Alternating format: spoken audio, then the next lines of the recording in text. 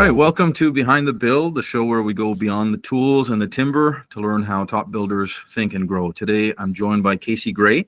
He's the founder of The Conscious Builder, and really excited to get into all of your projects and endeavors. Casey is building more than homes. He's building a movement, from podcasts to a YouTube channel to an academy. So it's going to be interesting to get into everything that's going on right now in your life, Casey. So how are things in Mexico right now? Things are good. Yeah, things are about to change in the next week, like we were just chatting offline there. But it's been quite the adventure here for the last 2.5 years, and obviously I've been traveling back and forth for work. But we've made some amazing friends here, friendships that'll probably last forever, and it's helped us grow spiritually for sure. So I think we're now better equipped to go back and do the work that we're called to do. Nice.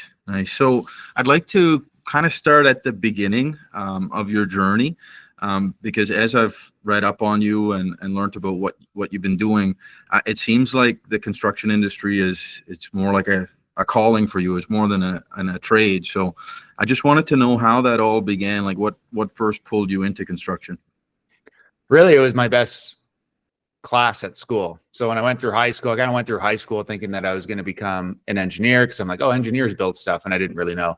Right. So when I was 17, I guess I'm pretty sure it was my last year of high school, they started promoting apprenticeships more, which I hadn't heard of until then. And once I dug into it, I'm like, wait, I can not go to university and just go right to work and start making money and just continue building stuff. I'm like, that sounds like a good deal to me.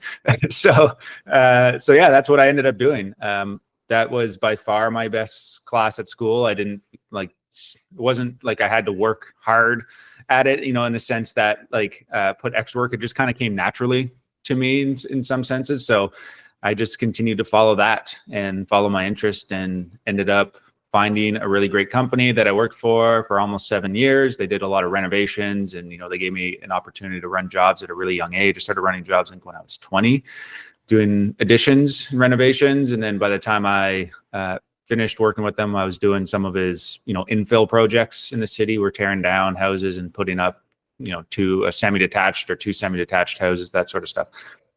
So, and then started my own business and kind of continued evolving from there. Nice. So how did the Conscious Builder come about? Because it's the name itself is very intriguing for a construction company. Well, obviously construction is just one of the things you do, but it seems like it's sort of a mission for you. So I'm just wondering how it came about, and how has it evolved to where it's at today? Yeah. So when I started my company, I was still fairly young. So I was 23 at the time. Yeah, 23, 24. And my first name's actually Cornelius. So I called it Cornelius Gray Construction because it sounds like an old guy and he's been around for a long time. I was named after my grandfather. So that's kind of how I started it. And then as I got into it, I'm like, I knew I wasn't going to be fulfilled just doing regular homes and minimum building code stuff and kitchen renovations and that sort of stuff. And so I started to dig a little bit deeper, what else can we do? And around that time, not long after I started the business, my wife and I found out we're going to have our son. So my thinking started to change too, in terms of, what am I going to teach him? What am I going to leave behind? So we were always, well, I shouldn't say always, but we were at that point very aware of health and indoor air quality and things that we were looking into for ourselves. And when I started doing the research into how we can build better, that's when I came across Passive House, and we ended up building our own passive house for ourselves. And that was kind of the kickoff. But the word conscious that came because really there's a lot of ways that you can build. If you go through life, what is consciousness, right? It's a state of awareness, right? And if you don't know, you're not really aware. So the way I was looking at it, it was our tagline at first. And to me, that meant, okay, we're going to bring the information to the client. Everything we do is custom. So we're not going to tell them what to do or how to do it. We're going to say, hey, here's what we know. Here's why we think it's the best way to do it. Here's all the reasons based on what you showed us and what you're trying to accomplish. You make your decision. It's your home, it's your renovation, whatever it may be. And it's not up to us, right? So the way I looked at it is we're just going to bring the information. That's our role as a general contractor, is bring the information so that our clients can make a conscious decision, right? Otherwise, they might not know what's out there. And it's been actually really fantastic because we learn from our clients too. Because we built this reputation, and I say we because it's not just me. We have a great team of men and women who are interested in this as well. They come to us, but a lot of them the clients do their research. So sometimes they'll come to us and they'll be like, hey, have you heard of this product or that product? And I'm like, no, actually, but let's look into it, right?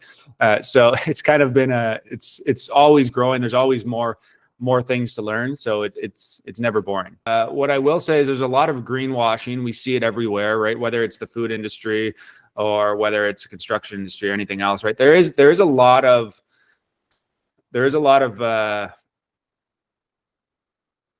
I guess marketing campaigns. I remember seeing there's a really funny YouTube video, which is pretty old, but it's basically a spoof on like a marketing company and how they take a bag of chips and they make it look healthy because they put a picture of a barn on it. And anyway, so it's that sort of stuff, right? So when it comes to like building a healthy home, so in terms of like the products, that's trickier. I'm not necessarily an expert in the products and where it is, but you have to do your research. There are people that I trust.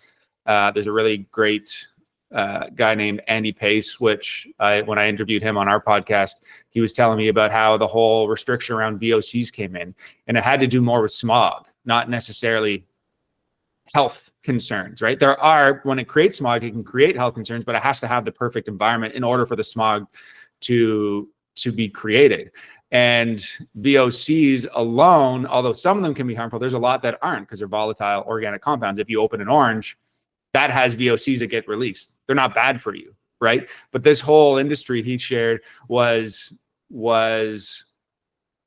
because of the smog. And when they had to try and reduce their VOCs in paint, they ended up putting all these other chemicals that weren't regulated into the paint that was actually worse for our health, right? So you won't see a paint can, for example, that says healthy. It'll just say no VOC or low VOC, but it doesn't say that it's healthy for you or that it won't harm you necessarily, right? So it's all of this marketing. So from a myth standpoint, it's really tricky. You have to navigate, that, if you want to call it the sustainable world in terms of what are they actually telling you versus what's actually happening. When it comes to passive house or net zero, that's more focused on how the building is built in terms of its efficiency. Or it's carbon, which is a whole other thing, and that could be a whole rabbit hole that you go down as well. But ultimately, it's still building science, right? So if we just break down just the building science, what does it take? You want to build. Everybody wants a healthy, comfortable, and efficient home, and to do that, we need to build it as airtight as possible. Put in quality windows and doors, and then put in a proper fresh air system, which would be an HRV or an ERV. That's really what it comes down to. And the amount of insulation is obviously important too. Do you need to go to the extreme of passive house? Not necessarily. Net Zero, I think, has done a great job at saying, hey, from a financial standpoint, if you're going to go fully electric in your house and you want to offset your electricity bill, well, that's a great option to go. You don't have to go to the extreme. So that's where a lot of our clients go. If you're building an off-grid house where we live in Ontario, you're going to have to go towards net zero, right? If you're going to go off grid, and you can't necessarily stay off fossil fuels if you're going off grid where we live, right? So there's a lot of those things. So this conversation could go in a lot of different directions, but what we focus on is health, comfort, and efficiency, and that can be addressed in many different ways. The way I'll give two more analogies. So when it comes to like building science and airtightness, a lot of people are like, well, doesn't your house need to breathe? And I would say, yes, it technically does need to breathe. But like our bodies, we don't want to breathe through our skin, right? So we don't want our walls to breathe. We want our lungs to breathe. And in a home, the lungs would be your HRV or your ERV. So make the skin as tight as possible, allow it to perspire like your skin does on your body. So allow moisture to travel through it if it needs to, if pressure builds up, but filter the air and precondition the air through your HRV or ERV system. So when it comes to air tightness, essentially imagine putting on a big winter jacket. Air tightness is extremely important because if you put on a big jacket and you face the wind and it's minus 30 degrees Celsius outside and that jacket's not zipped up, it doesn't matter how much insulation you have, you need to zip it up. So that's the importance of air sealing. Same with sound, comfort. People don't think of sound traveling. If you have an airtight home and quality windows, you won't hear that dump truck driving by the front of your house. You won't smell, if you're in a townhouse and you seal properly between the walls, you won't smell what your neighbor's cooking, right? So there's all sorts of other benefits to building to these higher standards like net zero passive, because you have to hit you have to hit an air change per hour for these, right? And you have to have a certain amount of insulation. Your windows have to perform. They don't care what product you use in terms of insulation, right? In terms of, something that could be off-gassing. They're just focused on how do you build an efficient home and a comfortable home. Mm-hmm. So what would you say is the price difference when you're kind of upgrading far beyond the code to what you feel should be the standard? Well, what should be the standard, I think, probably varies depending on where you live. Like a passive house, for example, in California is basically minimum building code, almost where we live. So it's not really that extreme. The airtightness will be different. But cost is hard to say because what we do is custom. So custom is always going to be more expensive. I can build you a custom home that's minimum code that costs you a lot more than a certified passive house. It all comes down to design and selections a lot of the time. So what I tell people is like, all right, if you're going to go to passive, or if you're just going to go to net zero or net zero energy ready, you don't have to put the solar panels on. You will spend more money on insulation and air sealing details and windows.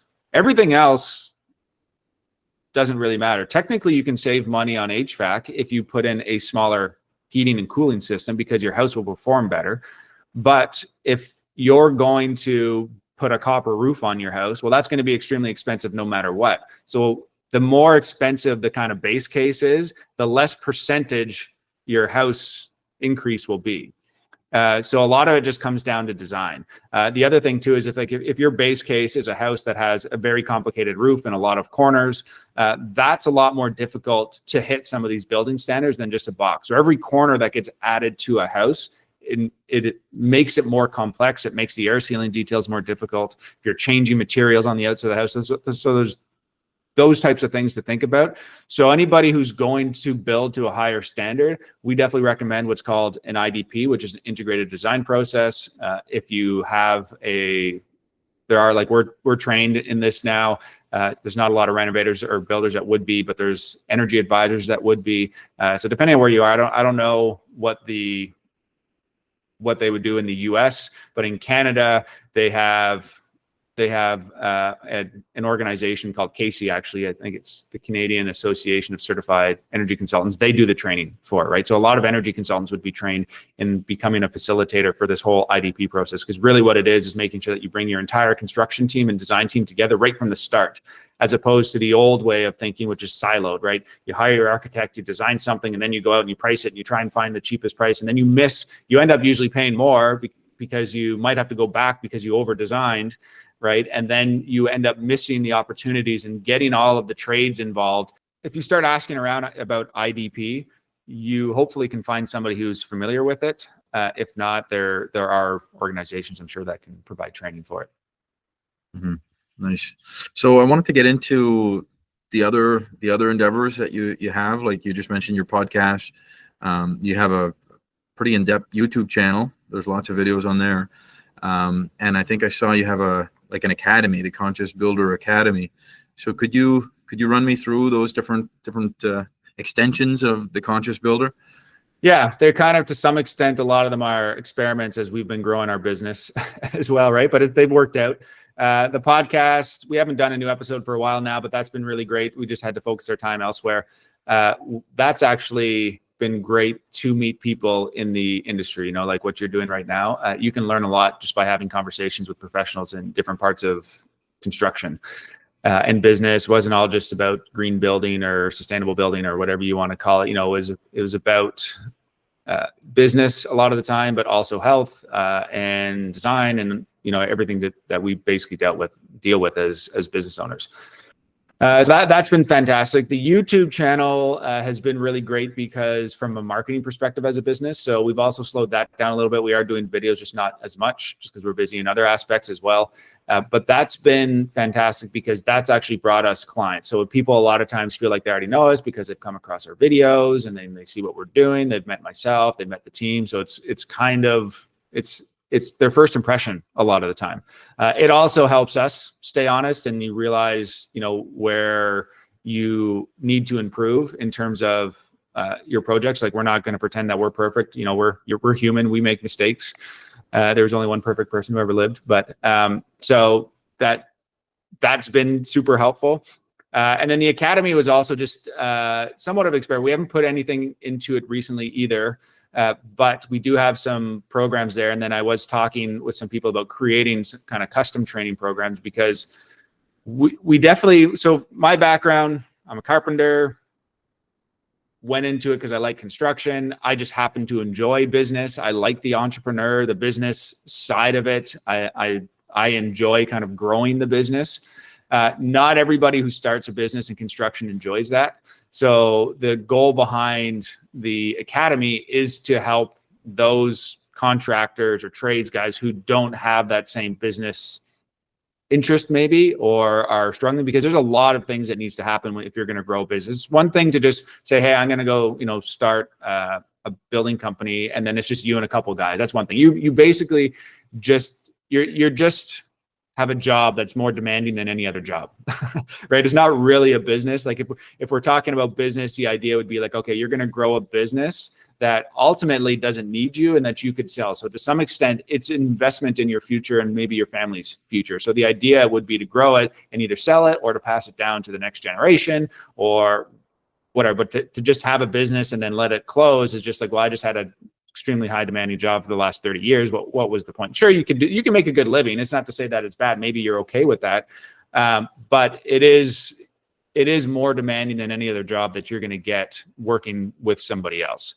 So I think people need to be aware of that. And they often don't understand all that's involved, which I think is good, right? When we're naive, then we're not afraid to jump in to things, right? So the idea behind the Academy is to support those people who now see that, hey, maybe they've been running business for a little while. They see that, hey, there's a lot more to this. They want to grow. They're not sure, because, it's easy to maybe grow from like 0 to 1 million if you get a good project, and maybe 1 million to 4 million. But then when you're trying to get to that 10 million mark, that's a whole different ball game, right? And you have to change, and there's processes and systems, and you need team and management. And so we're kind of just navigating that. But so we're kind of seeing where it evolves. It's kind of, a lot of times it doesn't go where you think it's going to go. So we did some programs, and now we're having people asking us about training on, having difficult conversations with people, because there's a lot of, as a general contractor, you have to be able to really manage relationships, right? And you have to be able to facilitate these types of conversations and difficult conversations, whether it's with employees or subtrades or clients. And so we've been asked recently about that. So we're looking at that. So we'll see where it goes. So it's there. There's courses there. If people are interested, we have some great resources there. YouTube channel, we're still doing videos, podcasts. A lot of those episodes don't go, they're evergreen, right? So it's kind of, I actually just went back to a podcast, that one I mentioned with Andy Pace, and I was listening to it yesterday because I'm like, I had to find some information from that. So I use it as a resource too, which is super helpful. So would you say it's more about operations, the course material? Yeah, like I did a course on, there's a marketing one. We have some downloads that, that will help you navigate difficult conversation.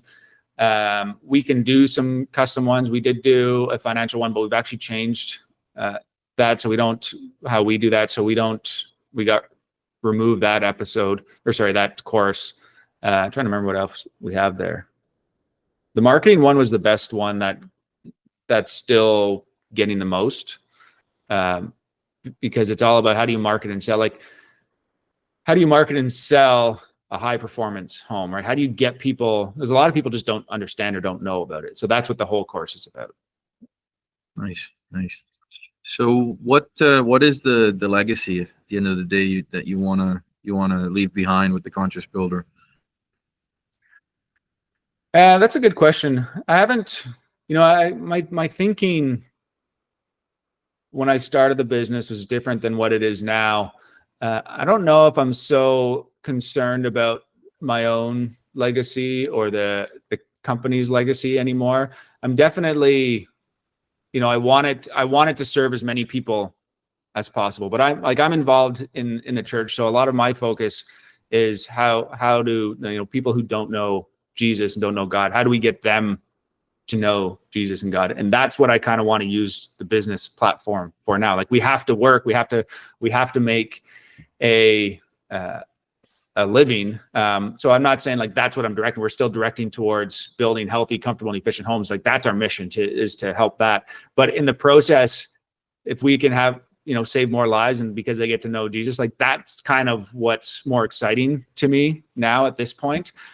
But along the way, if we can build some really strong relationships and you can help somebody's business grow, or you can build them a home that helps, is healthy for them because, maybe their kid is sick all the time and they're not sure what to do. Like that's all part of it, right? So now it's kind of all molded together. If the company were to just collapse tomorrow, I wouldn't be destroyed. You know what I mean? I wouldn't be like, oh my God, all my work was for nothing. If my son doesn't want to take over the business, I'm not going to be offended. From a family, like I said, if this ideally I grow it and sell it to somebody or somebody else takes it over. Like that's kind of the way I'm thinking of it.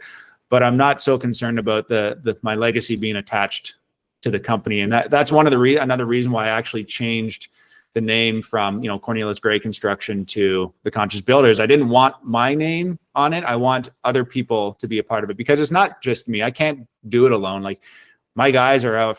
There's 15 guys out there and they're managing the projects and they're having their meetings and they're taking care of clients and so forth. Like it's impossible to do it by yourself, right? So if I happen to be like, if I was able to help people and give them opportunities to grow into this business or to take over the business and they get to know Jesus along the way, like that's the exciting part for me.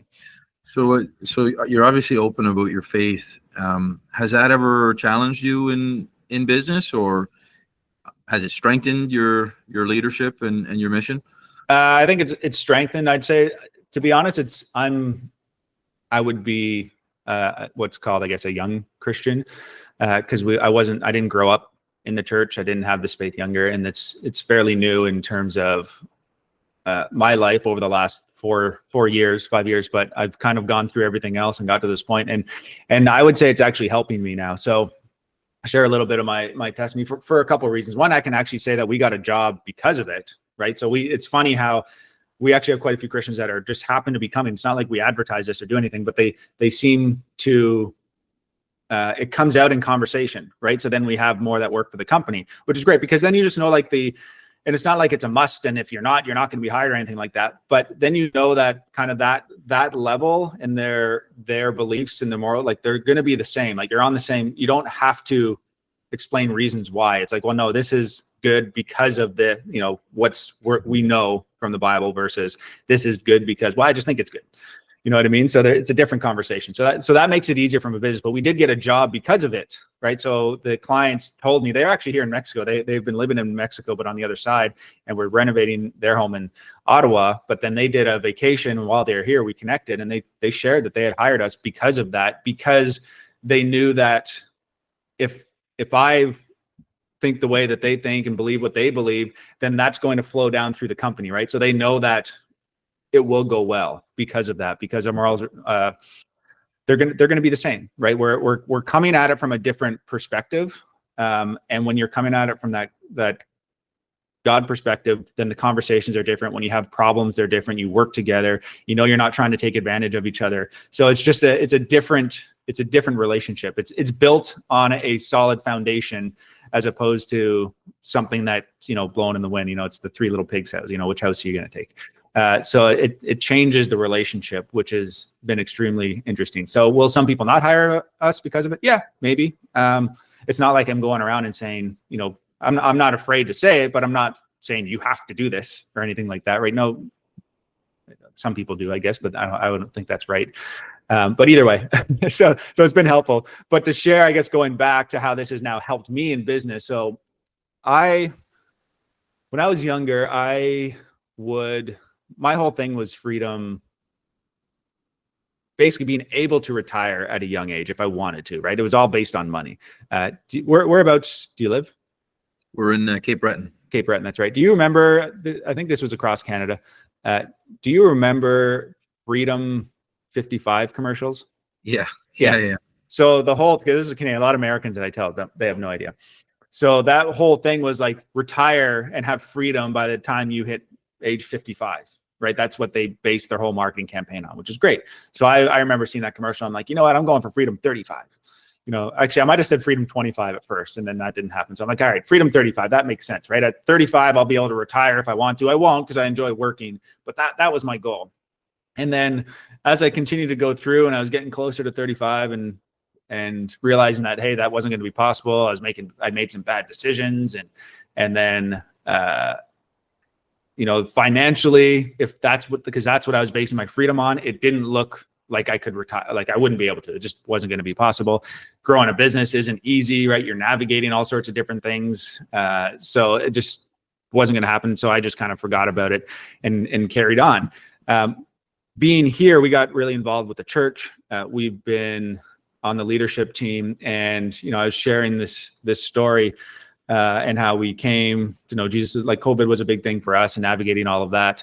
And the pastor asked me to share my testimony. I said, sure, yeah, I'll stand up in front of the church and share it. And as I was writing it, I didn't realize this. So like, well, after that 35 is I started writing it. And in doing the process, I realized that I got freedom at 35, but I didn't know it at the time until I wrote this and had to think about my testimony. And the reason I say that is because true freedom isn't in money. It's not in stuff. It's not in being able to travel anywhere. It's in Jesus is where it is. And the reason why I say that is if you don't know, people might hear this and think, oh, that's crazy, but stay with me for a second. Jesus is knowing, having faith is knowing that no matter what happens, he's in control. Right? It doesn't matter. Obviously, you're going to do things to the best of your ability, but you're not perfect, right? So having that freedom changes your thinking. It's like, no, this is what I need to focus on today. And you pray and you're like, God, all right, I'm going to go in this direction because this is what I feel. And just knowing that whether it's the right decision or the wrong decision, he'll use it for good. That's where freedom. So I was gifted, and it's a gift. It's not something you earn. That's the other thing, is that everyone goes through life thinking they have to earn this freedom. And everybody wants freedom, right? Who doesn't want freedom? But freedom isn't something you earn. Freedom is a gift that's given to you. And all you have to do is accept it. Accept them into your life. And then things just start to change. Your heart changes. The way you think changes. The way you interact with people changes. The friends you make changes everything. And that's been the greatest gift ever. So that alone has completely changed how I operate the business, in the sense that I don't need to be stressed about anything anymore. It doesn't mean that we don't have problems. It doesn't mean that once you believe, all of a sudden all your problems disappear. No, actually, it actually says in the Bible, you will have more problems, right? But you'll just be able to navigate them a lot easier now. You're okay. You welcome them because you know that they're not necessarily problems. They're opportunities. They're opportunities for growth. They're opportunities to help somebody. They're opportunities to grow closer to Jesus, whatever it may be. Like that's true freedom. And I attained that by 35, not because I want, not because that's what I had set out to do. I just, that was basically a prayer that I prayed without even knowing it. And God gifted that to me, and why I say I hit it at 35 is because that's really when I dove in and I accepted Jesus into my life. And I didn't realize that I got that until 4 years later. So you had freedom all along. But I knew it was growing, exactly. And anyone can get it. And it's just a decision. Mm-hmm. Well, that's great. That's a powerful story for sure. We're going to wrap things up. If you're okay with it, we're going to do like a little speed round. I'm just going to ask a couple of questions to wrap up here.